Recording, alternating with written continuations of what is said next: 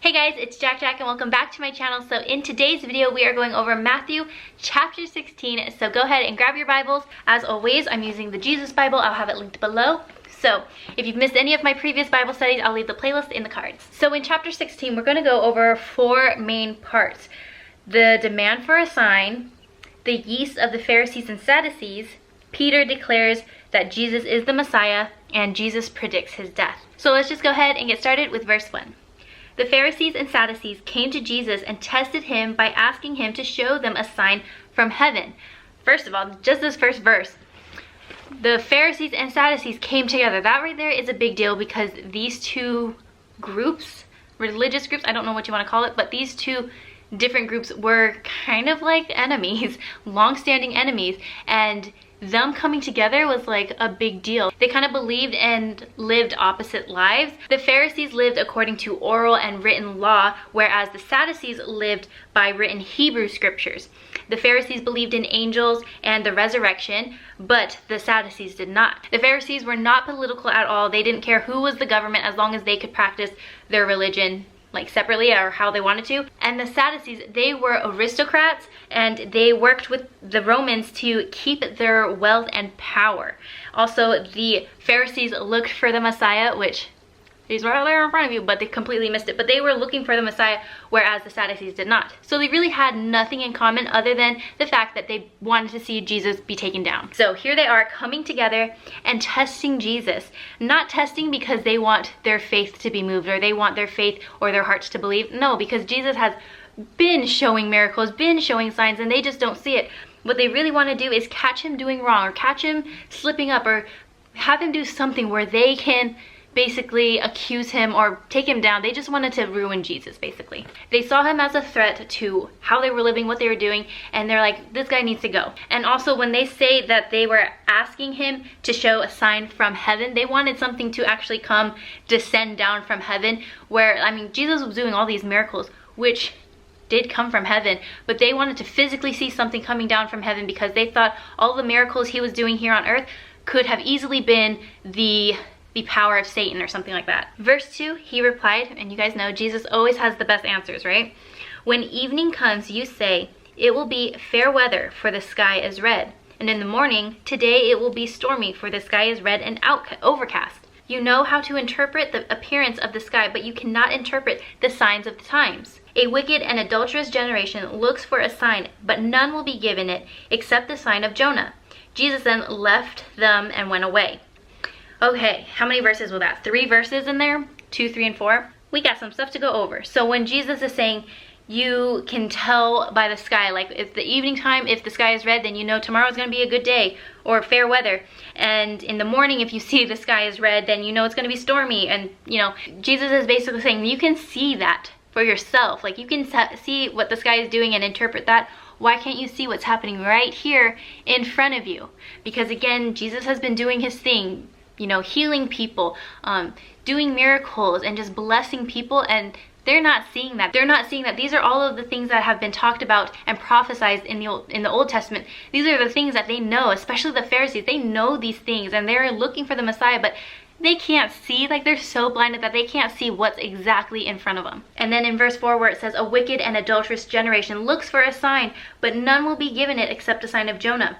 None will be given because Jesus has been showing these signs and their hearts have already rejected Jesus. Like Jesus knows, like you didn't see those signs there, you're not gonna see it now. If I do a sign here, it's just for fun. Your heart's not gonna be changed, your faith's not gonna be changed. And also, a sign isn't what's gonna save you.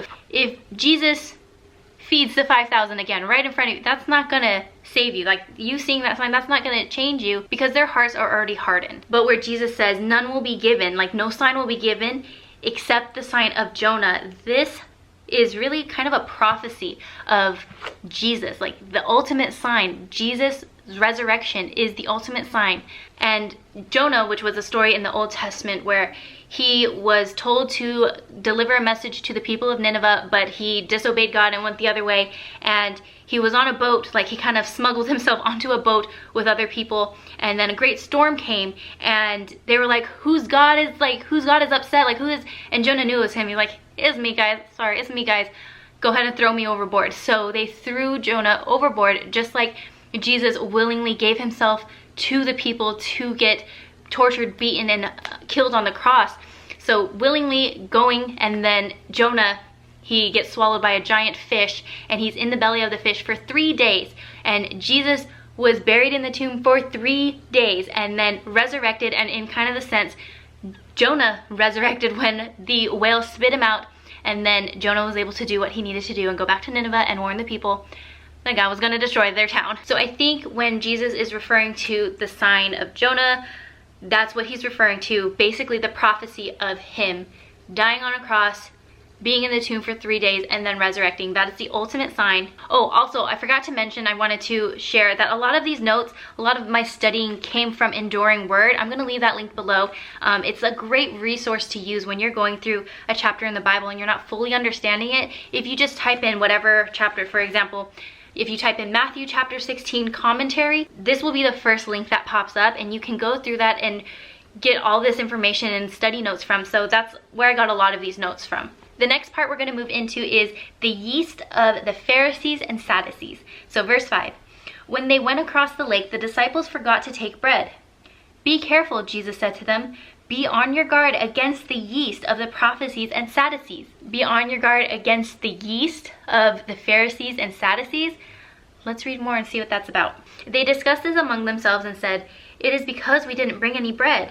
Again, the disciples, they're just so so clueless sometimes, but it's just so it's so comforting sometimes to know how blind they can be, so can we. And I just find it very humbling to read how clueless they are sometimes. But it is because we didn't bring any bread. And verse 8, aware of their discussion, Jesus asked, you of little faith, why are you talking among yourselves about having no bread? Do you still not understand? Don't you remember the 5 loaves for the 5,000 and how many basketfuls you gathered? Or the 7 loaves for the 4,000 and how many basketfuls you gathered? How is it you don't understand that I'm not talking to you about bread? Be on your guard against the yeast of the Pharisees and Sadducees. Then they understood that he was not telling them to guard against the yeast used in bread, but against the teaching of the Pharisees and Sadducees. When I think about yeast, it's something that grows. I don't know, you do your dough, your yeast and whatever for the bread, you let it set so it can rise, right? The yeast of the Pharisees and Sadducees, the teaching, because that's something that when you're teaching, you're spreading something to make it grow. So he's saying be aware of their teaching because it's going to grow, but that's not the good kind of teaching. It's not the yeast that you want to grow, basically. So moving on to the next section, Peter declares that Jesus is the Messiah.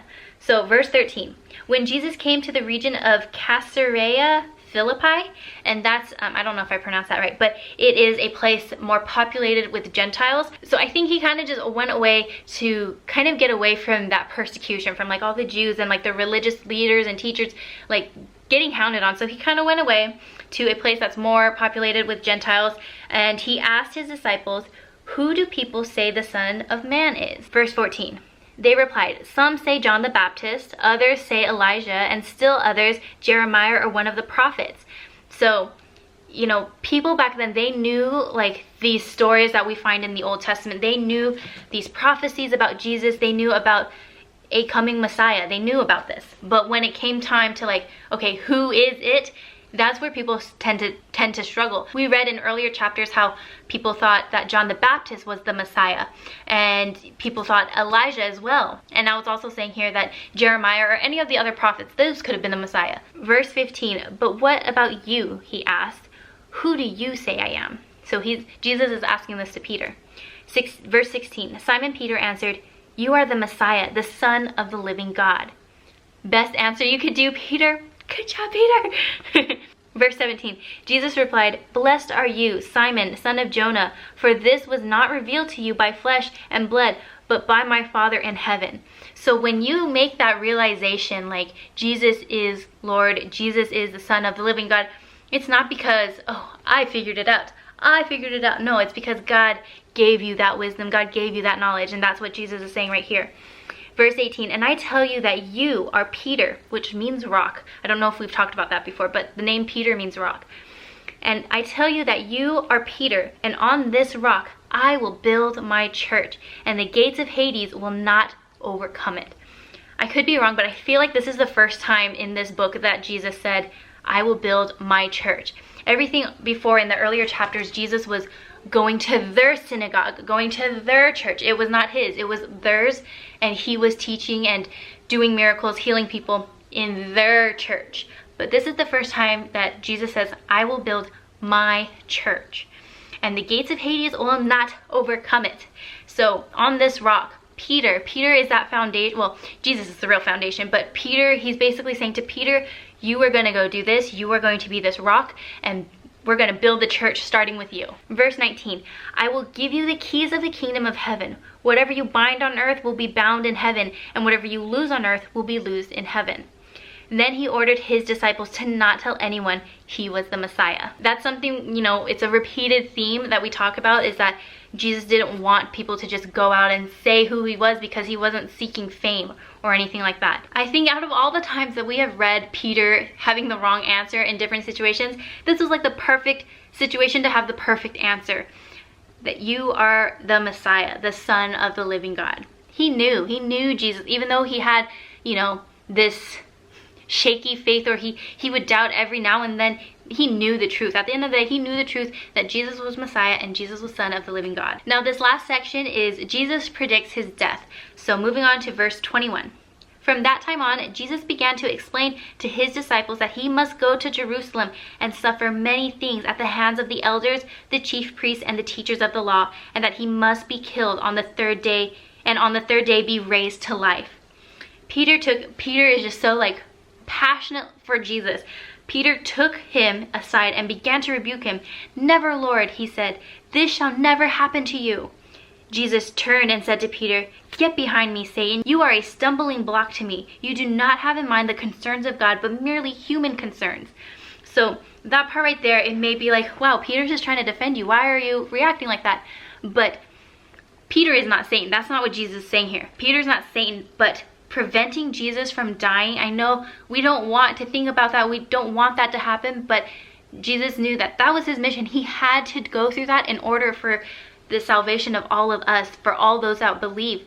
And so it was his mission. He knew he had to do that, and preventing Jesus from dying on the cross would have fulfilled Satan's mission, not God's mission, but Satan's. Verse 24, then Jesus said to his disciples, whoever wants to be my disciple must deny themselves and take up their cross and follow me. For whoever wants to save their life will lose it, but whoever loses their life for me will find it. I just love that part. I'll go back over to that. What good will it be for someone to gain the whole world yet forfeit their soul? Or what can anyone give in exchange for their soul? For the Son of Man is going to come in his Father's glory and his angels, and then he will reward each person according to what they have done. Truly I tell you, some who are standing here will not taste death before they see the Son of Man coming in his kingdom. Whew, okay, I loved all of that right there. Whoever wants to save their life will lose it, but whoever loses their life for me will find it. When we can surrender and basically die to ourselves for Christ, it is such a beautiful and rewarding thing.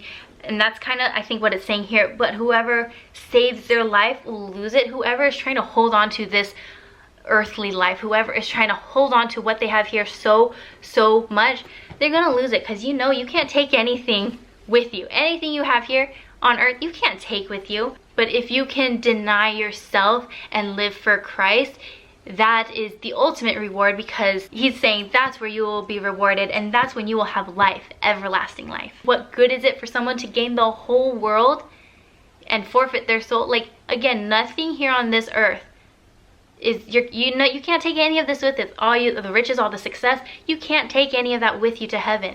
So what good is all that if you're like forfeiting your soul, living for just yourself? Like, what are you gonna get afterwards? Like, what do you get after that? My camera just cut off. I don't know exactly where I left off, but that was basically it for chapter 16. Which of these sections stuck out to you the most, or what did you like most from this reading? I think for me, there's two that really stood out to me.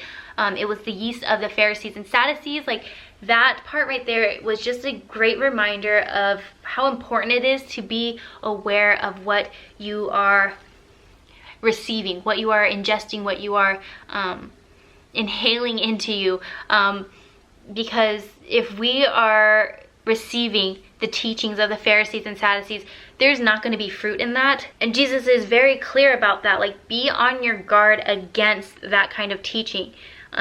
Because again, there's no fruit in that. And like, so many times we read that we want to follow good examples, or we want good teaching so that we are fruitful in the end. Like, that in return we can be fruitful. And if we're receiving this wrong teaching, and this could be anything that we're like receiving, it could be from social media when you're scrolling, or who you're following, that plays a huge role too.